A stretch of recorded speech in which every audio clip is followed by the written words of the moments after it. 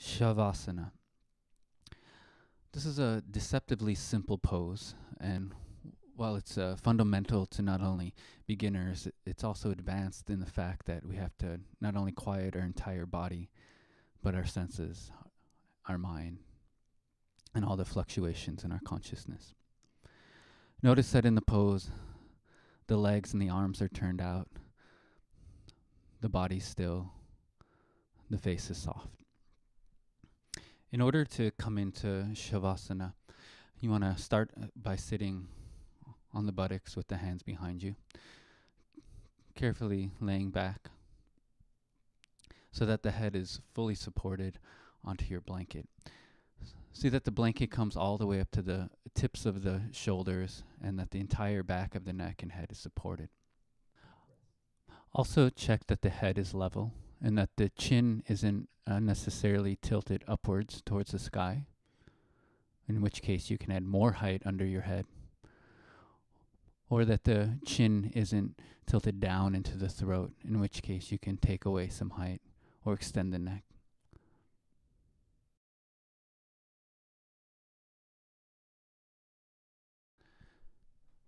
From here, you want to adjust the buttock flesh down so you can move the top buttock towards the sit bones so that the sacrum rests evenly onto the floor. And then rolling the arms out to the sides so that the outer edges of the arms touch the floor.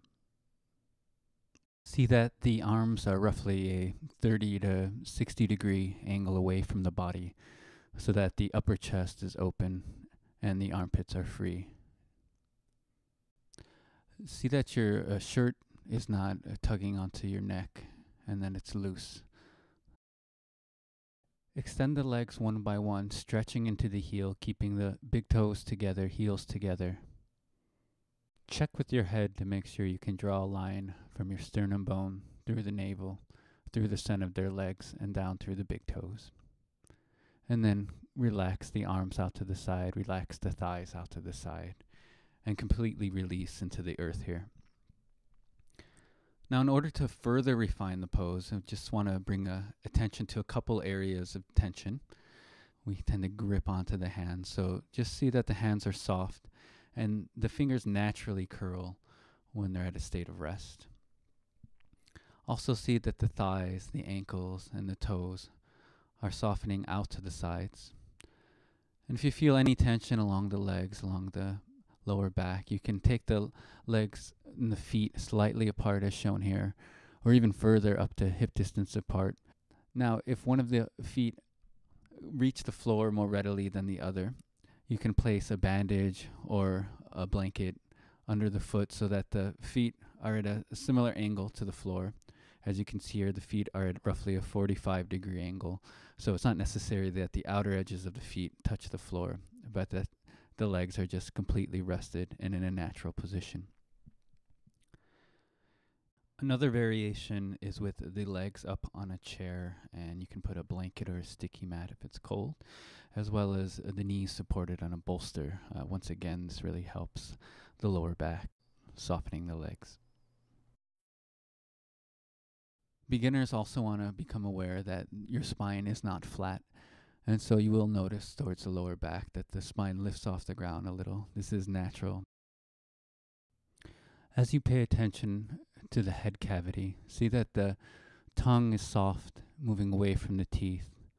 You're not gripping or locking onto the jaw.